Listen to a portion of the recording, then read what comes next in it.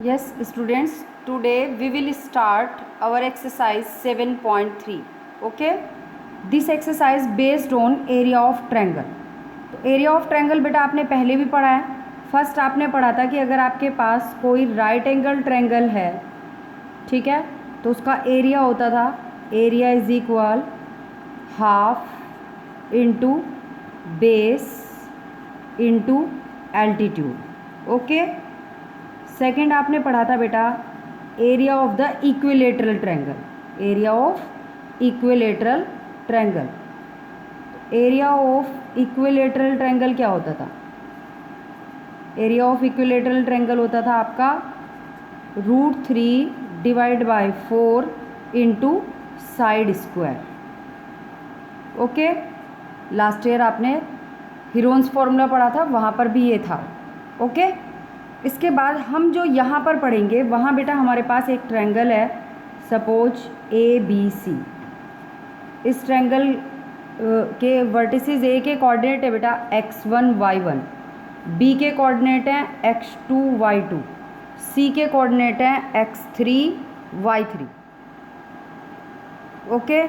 तो area of the triangle is equal हो जाता है हमारा half of x1 y2 minus y3 plus x2 y3 minus y1 plus x3 y1 minus y2. यानी हमने x को बाहर रखना है, अंदर हम कैसे ले रहे हैं? एक ऑर्डर में ले रहे हैं. फर्स्ट हम ले रहे हैं y1 y2 y3. तो y1 के बाद y2 आ रहा है, अगर बाहर 1 आ गया तो अंदर 2 3 आएगा. तो y1 x1 बाहर आ गया तो अंदर हो गया y2 माइनस y3. x2 बाहर आ गया तो अंदर 3 1 आएगा. ठीक है. तो 3 के बाद हमने क्या लेना है? 1. y1 के बाद y2 लेंगे, y2 के बाद y3 लेंगे और y3 के बाद y1 लेंगे. ठीक है. 1 के बाद 2, 2 के बाद 3 और 3 के बाद 1. तो जब x1 बाहर है तो अंदर y2 y3, x2 बाहर है तो अंदर y3 y1, x3 बाहर है तो y1 y2. आप इसे ऐसे भी अरेंज कर सकते हैं. आपने ऐसे लिख लिया x1 y1, x2 y2, x3 y3 और देन आप फिर से लिख देंगे x1 y1. क्लियर. तो आप ऐसे भी लिख सकते हैं x1 y2 minus x2 y1, x2 y3 minus x3 y2, x3 y1 minus x1 y3. यानी जो आपका नीचे आ रहा है वो पॉजिटिव लेना है, जो ऊपर जा रहा है वो negative. x1 y2 minus x2 y1, x2 y3 minus x3 y2, x3 y1 minus x1 y3. Clear हो गया. दोनों तरीके से आप फॉर्मूला लिख सकते हैं. ओके बेटा, अब हम एक्सरसाइज स्टार्ट करते हैं. फर्स्ट क्वेश्चन है find the area of the triangle whose vertices are 2 3 minus 1 0 2 minus 4. Okay. दो पार्ट्स हैं यहाँ पे, एक मैं सिंप्लीफाई करा रही हूँ, सेकेंड पार्ट आप अपने आप कर लेंगे. तो फर्स्ट पार्ट हमने ले लिया, एक ट्रायंगल है हमारे पास ABC, ये इसके वर्टिसेस हो गए. अब हमने एरिया ऑफ द ट्रायंगल का फॉर्मूला यूज़ कर लिया है. तो एरिया ऑफ द ट्रायंगल का formula half x1 y2 minus y3 plus x2 y3 minus y1 plus x3 y1 minus y2. हमने यहाँ सारी वैल्यूज़ पुट कर दी हैं. ए हमारा फर्स्ट वर्टिसेस है तो 2 हमारे पास हो गया x1 का वैल्यू, 3 हो गया y1 का वैल्यू, x2 की वैल्यू -1 है, y2 की वैल्यू 0 है, x3 की वैल्यू हमारी 2 है और y3 की वैल्यू x3 की वैल्यू 2 है और y3 की वैल्यू -4. ये सारी वैल्यूज़ हमने पुट की और कैलकुलेट कर लिया. तो आंसर हो गया हमारे पास बेटा 21 divide by 2 square unit. Similarly ऐसे ही आप सेकेंड पार्ट कर लेंगे. सेकेंड क्वेश्चन है हमारा in each of the following find the value of k for which the points are collinear. ठीक है. तो बेटा अगर पॉइंट्स कोलिनियर होते हैं तो एरिया ऑफ द ट्रायंगल क्या हो जाता है? 0. तो हमने ये पॉइंट्स ले लिए P Q R, गिवन है points P Q and R are collinear. Area of the triangle क्या हो गया हमारा? 0. फिर से हमने एरिया ऑफ द ट्रायंगल का फॉर्मूला लिखा half of x1 y2 minus y3 plus x2 y3 minus y2 y1 और फिर plus x3 y1 minus y2. Values put कर दी हमने सारी, इक्वल टू 0 रख दिया. ये 2 डिवाइड में है तो इधर मल्टीप्लाई में जाएगा, 0 इंटू 2 0 हो जाएगा. क्लियर. उसके बाद हमने इसको सिंप्लीफाई कर दिया तो हमारे पास k का वैल्यू कितना हो गया? 4. क्लियर बेटा. यस बेटा, नेक्स्ट है हमारा क्वेश्चन नंबर 3।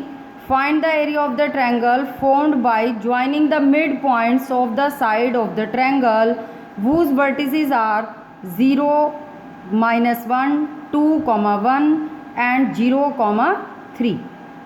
ठीक है, find the ratio of this area of the area of the given triangle. तो सबसे पहले हमने एक ट्रायंगल ले लिया है, हम अपना ट्रायंगल ले लिया हमने, सपोज ABC।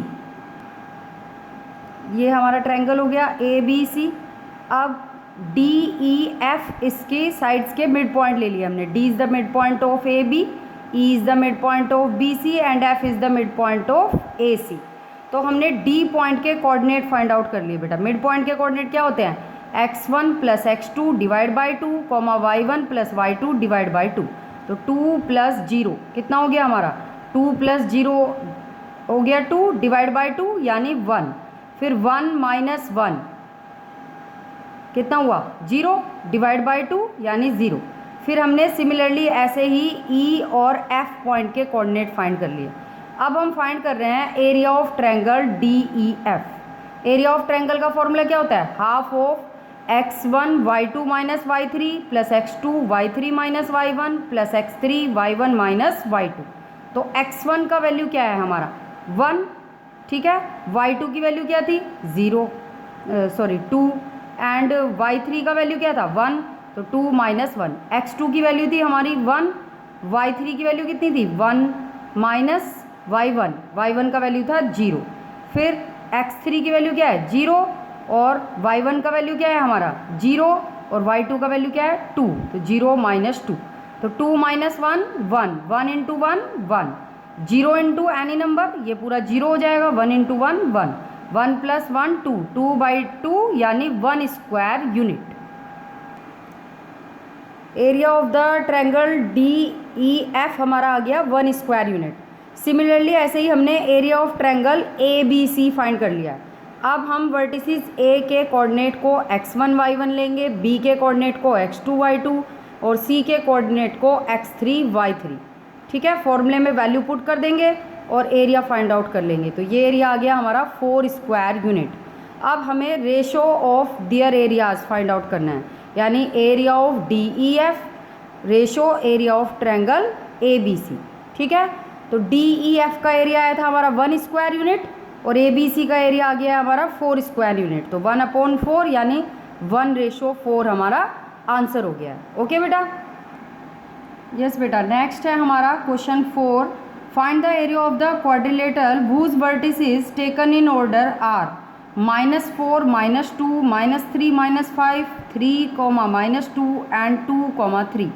तो हमने यहाँ पे एक क्वाड्रिलेटर ले लिया है अपना PQRS और ये एक ऑर्डर में हमने इसके वर्टिसेस ले लिए हैं। अब हमने डायगोनल PR को ज्वाइन कर दिया है।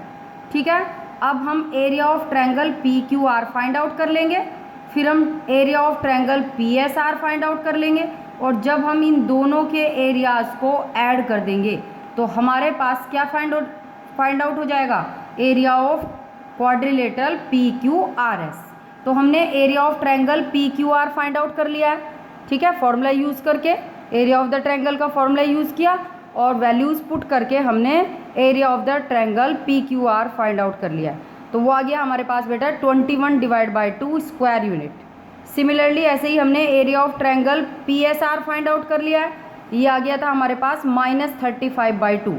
लेकिन एरिया को हम कभी भी नेगेटिव नहीं लेते हैं, area can not be negative.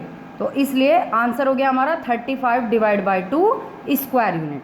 अब area of quadrilateral PQRS, area of triangle PQR plus area of triangle PSR, दोनों के एरियाज़ को हमने प्लस कर दिया। तो 35 + 21 कितना हो गया? 56 डिवाइड बाई 2 यानी 28 स्क्वायर यूनिट हमारा area of quadrilateral PQRS find out हो गया। ओके, लास्ट क्वेश्चन है बेटा हमारा 5th। You have studied in class 9 chapter 9 example 3 that a median of a triangle divided into 2 triangle of equal areas. Verify this result for triangle ABC whose vertices are A 4 - 6, B 3 - 2, and सी 5,2। यानी हमें यहाँ prove करना है कि जो A D median है वो triangle A B C को दो इक्वल एरियाज के ट्रायंगल में डिवाइड कर देती है। ठीक है बेटा, तो हमने मीडियन ज्वाइन कर ली ए डी, फिर सबसे पहले हमने पॉइंट डी के कोऑर्डिनेट फाइंड किए। तो हमें पता है ये बात कि जो मीडियन होती है वो सामने वाली साइड को मिड पॉइंट पे टच करती है। तो हमने क्या किया, सबसे पहले बी सी का मिड पॉइंट फाइंड आउट कर लिया। तो मिड पॉइंट कैसे फाइंड करते हैं, x1 + x2 / 2, तो 3 + 5 डिवाइड बाई 2 कितना हो गया 4, -2 + 2 0, 0/2 कितना हो गया 0। अब हमने area of triangle A B D find कर लिया। तो एरिया ऑफ ट्रायंगल के लिए हम अपना फॉर्मूला यूज़ करेंगे, half of x1 y2 - y3 + x2 y3 - y1 + x3 y1 - y2। अब a हमने x1 y1 लेना है, b को x2 y2 लेना है और d को x3 y3। वैल्यूज़ पुट कर देंगे हम, हमारे पास एरिया आ गया -3। लेकिन अभी मैंने आपको थोड़ी देर पहले ही बताया है कि एरिया हम कभी भी नेगेटिव नहीं लेते हैं, area can not be negative. तो हमने इसको ले लिया 3 स्क्वायर यूनिट। अब हमने area of triangle A C D find कर लिया, यानी ए, अब हमारा जो ए है वो x1 y1 है, सी x2 y2 है और डी x3 y3 है। फिर से हमने वही फॉर्मूला यूज़ किया, तो ये भी हमारा एरिया आ गया 3 स्क्वायर यूनिट। तो हमें पता चल रहा है कि दोनों एरियाज़ क्या हैं, इक्वल हैं। तो हमने लिख दिया area of triangle A B D is equal to कितना हो गया, area of triangle A C D. तो यही हमें प्रूव करना था कि मीडियन जो है वो ट्रायंगल को 2 इक्वल एरियाज़ के ट्रायंगल्स में डिवाइड कर देती है। ओके बेटा,